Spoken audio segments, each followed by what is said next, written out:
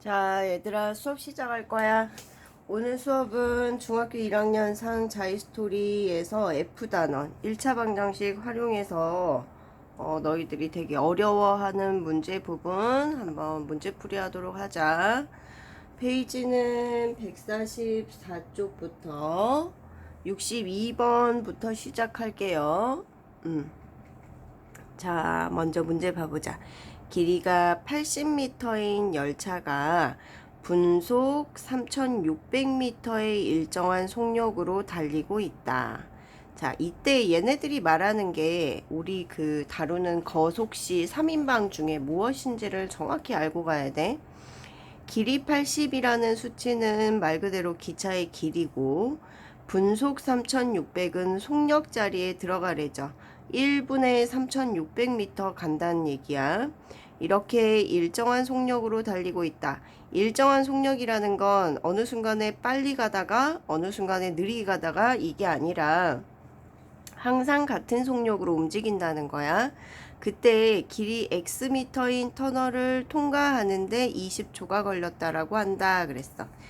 자, 요 문제 볼 때, 자, 터널 길이 먼저 한번 그려볼게. 터널 길이는 X미터였어. 그리고 기차 길이가 80미터였어, 얘들아. 자, 기차 앞에 눈을 그려주겠어요. 이 기차가 여기 출발점에서 요렇게 와가지고 요렇게 끝부분에 와서 닿았어.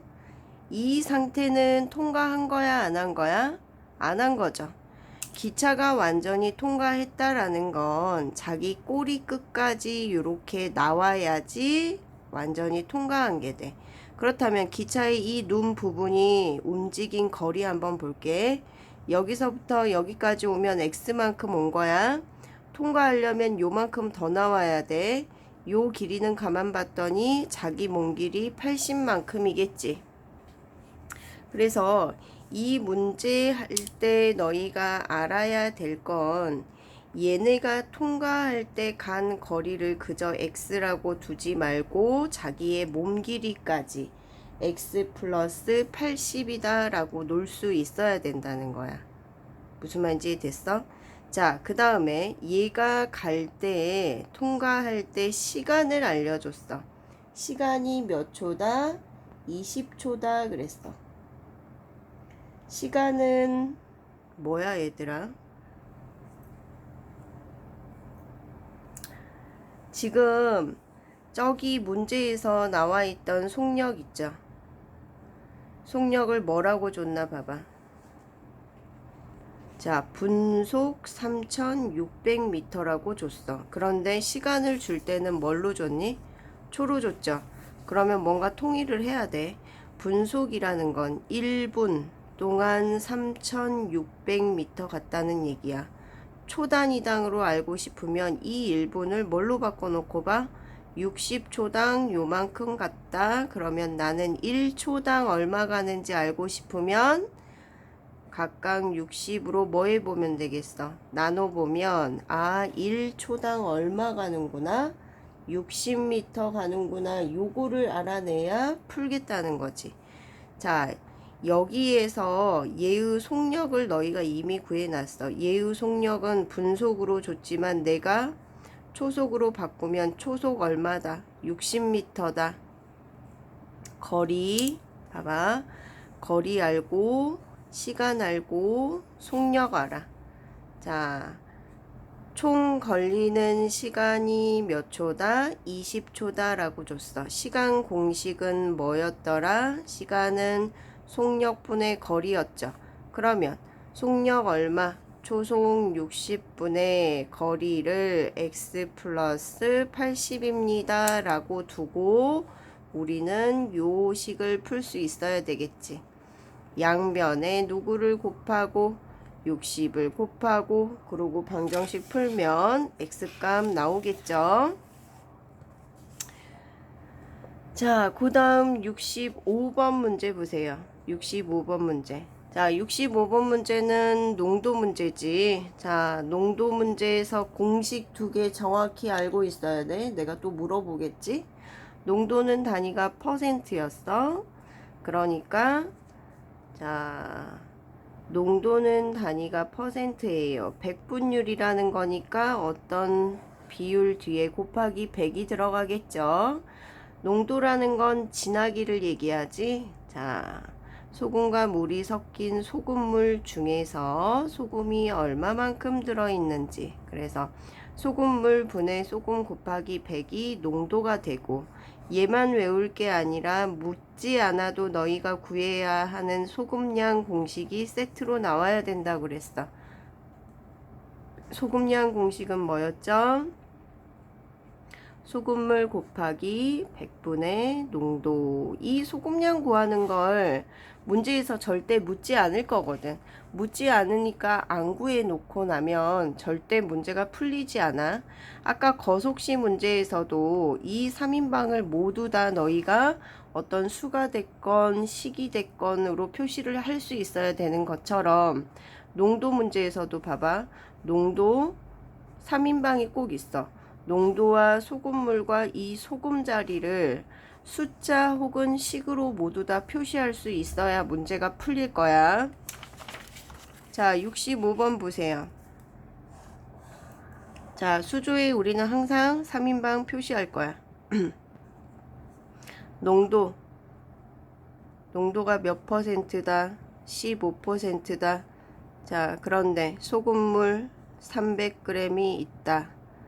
자, 그러면 여기서 안 구해진 거 소금 구하라는 말 없어도 구하세요.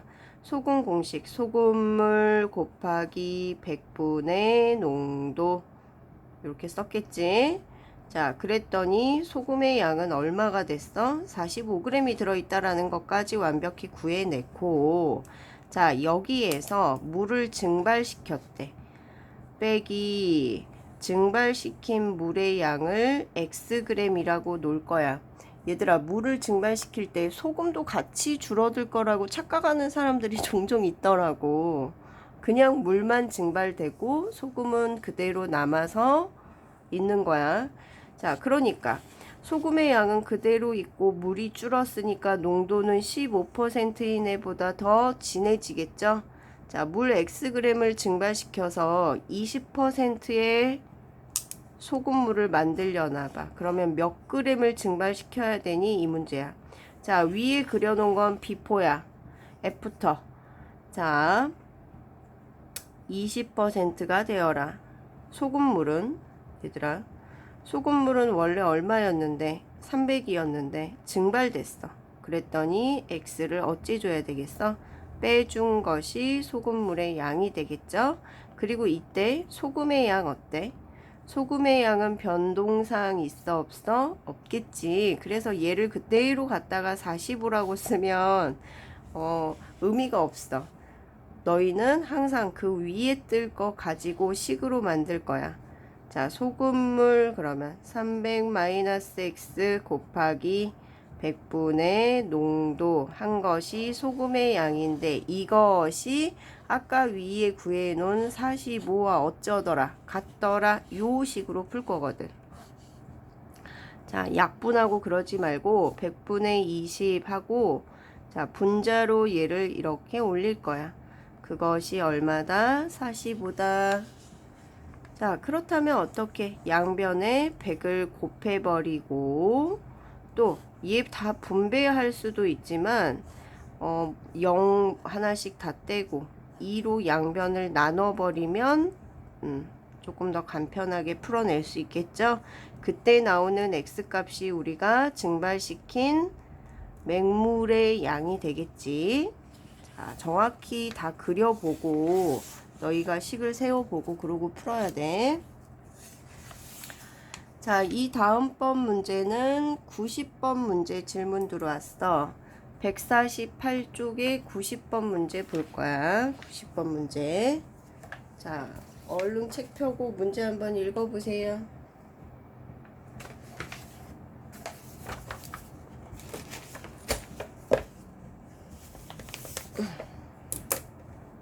자, 90번 문제는 뭐에 관한 문제냐면 일에 관한 문제였어. 그죠?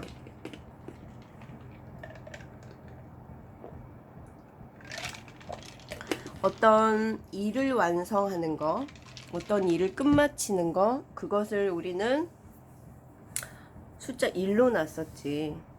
그러니까 예를 들면 이거야. 어떤 일이 있는데 그 일을 선생님이 혼자서 하면 5일이 걸려. 그러면 물어볼게. 그러면 내가 혼자서 하루 동안 한 일의 양은 5분의 1이 되겠죠? 왜? 5분의 1씩 5번이 반복돼야 일이 완성되니까. 무슨 말인지 이해됐어? 자, 1문제에서 키포인트는 일을 완성하는 걸 숫자 1로 둘 것이다. 그리고 각각 그것이 뭐 단위 시간당 뭐 1일이라던가 아니면 1분이라던가 얘가 혼자서 하는 일의 양들을 구해내야 뭐가 풀린다는 거지. 자, 한번 봐보자. 어떤 물통에 물을 가득 채울 거래. 그러면은 여기서는 이 물통에 물을 가득 채우는 게 일을 완성하는 거니까 물을 가득 채우는 게 숫자 1이다 라고 생각해야겠지. 자, 호스가 1번 호스가 있어. 1번 호스로는 32분이 걸린대.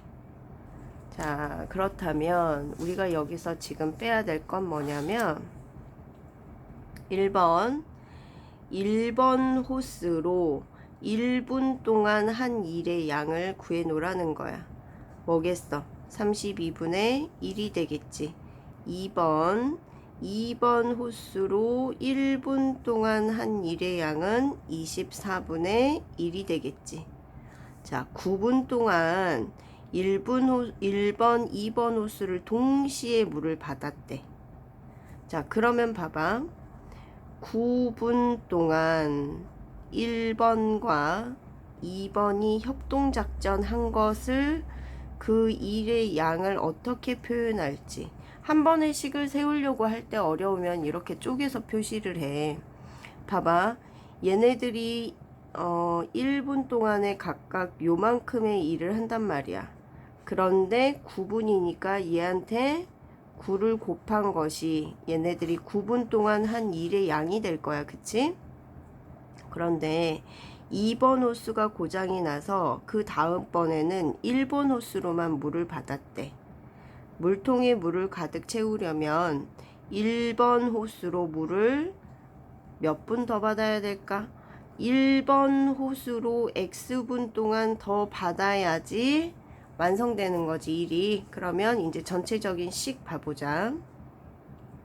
아까 얘네들이 협공해서 32분의 1, 24분의 1 한 것에 9분 동안 받고 더하기 1번 호수는 32분의 1만큼을 일하는데 X분이니까 X를 곱한 거.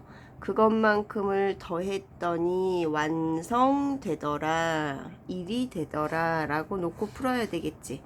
자, 2 곱하기 9는 분배 법칙으로 안으로 다 들어가면서 분자를 뭘로 바꾸고 9로 바꾸고 이 x도 위로 올려서 써버리고.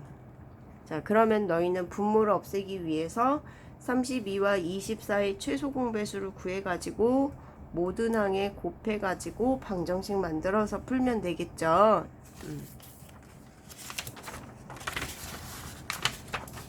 자, 90번 다음에는 95번 질문 들어왔네. 95번 준비하세요. 그 옆에 페이지 95번 봅시다.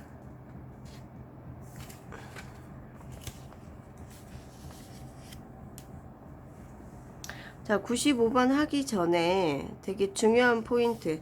95번 봤더니 시계에 관한 문제지. 시계에 관한 개념 한 번만 다시 보도록 할게. 여기 위에 나와 있는데 선생님이 그림으로 한 번만 다시 설명할게.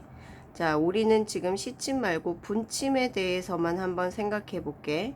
분침은 12에서부터 시작해서 한 바퀴를 뺑 돌 거야. 자, 한 바퀴 돌았다는 건 360도 움직였다는 거지. 그런데 분침이 한 바퀴 돌았다는 건 한 시간이 360도를 의미하는 거야. 1시간은 다시 말하면 몇 분이지? 60분이야. 다시 말하면 60분 동안 360도 돌았다는 얘기네. 그러면 물어보자. 분침이 1분에는 몇 도만큼 돌겠냐? 자, 알고 싶으면 60으로 얘네들을 뭐 해보면 되겠어? 나누어 보면 되겠지. 그래서 알아내야 될 것, 알아내고 나서 외우고 있어야 될 것. 분침은 1분에 6도씩 간다. 그러면 2분 동안 분침이 움직이는 각도를 구하려면 6 곱하기 2를 하면 되겠고, 10분 동안 분침이 움직인 각도를 물어보면 6 곱하기 10을 하면 되겠고, A분 동안 움직인 각도를 구하세요. 그러면 6 곱하기 A를 하면 되겠지. 자, 이렇게 써먹으려고 지금 기억을 하고 있어야 되는 거야. 자, 방금 그거는 분침이었고, 이번에는 시침을 한번 살펴볼게. 12에서부터 시침이 예를 들어서 한 바퀴를 돌 거야.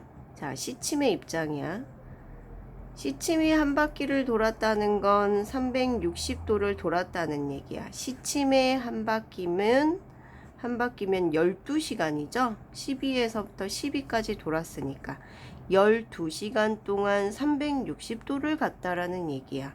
얘들아, 그러면 1시간 동안 얼마 갔을까? 이걸 알고 싶으면 나는 나누기 12 해보면 되겠지.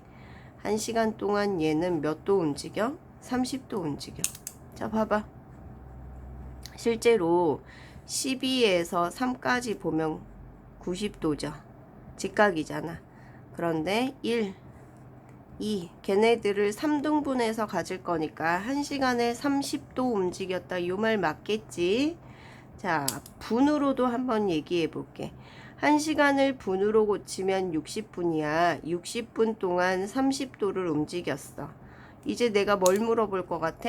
그렇다면 1분 동안에는 몇 도 움직였을까? 그랬어. 어떻게? 나누기 60 해보면 되겠죠. 2분의 1도 혹은 0.5도씩 생각해봐라. 시침은 1분 동안 정말 우리 눈에 티도 안 나게 쬐끔씩 움직이죠. 왜? 1시간 동안 고작 요만큼밖에 안 움직일 거니까 1분에는 얼마나 뿅아리 눈물만큼 움직이겠냐. 기억해야 되겠지. 자, 눈 감아봐. 이걸 지금 기억을 하고 있어야 문제를 풀어. 분침은 1분 동안 몇 도 움직였어? 6도 움직였어. 시침은 1분 동안 0.5도만큼 움직일 거야. 자, 그러면 시침이 40분 동안 움직인 각도 구하려면 0.5에다가 40을 뭐 해주면 되겠니? 곱해주면 되겠지. 그런 식으로 해서 지금 이거 이제 문제 풀어봐야 돼. 자, 95번 문제를 얼른 읽고 무슨 말인지 의미 파악 한번 해보세요.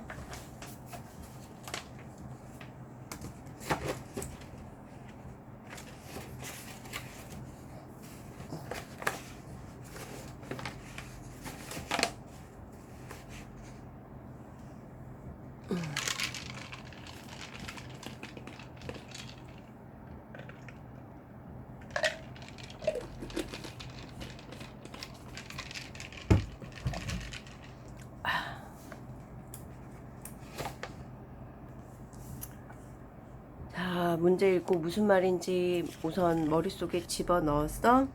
자, 7시와 8시 사이 시계 먼저 그려보자.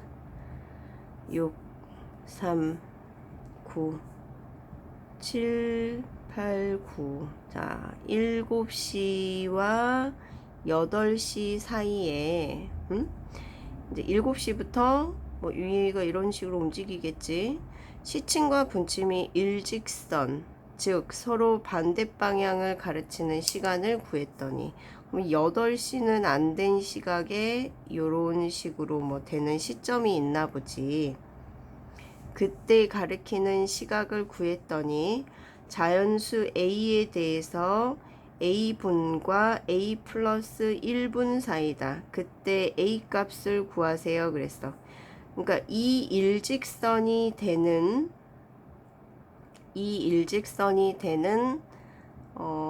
시간을 구해봐야 된다는 얘기지, 우리는. 그럼 이거를 어떻게 해야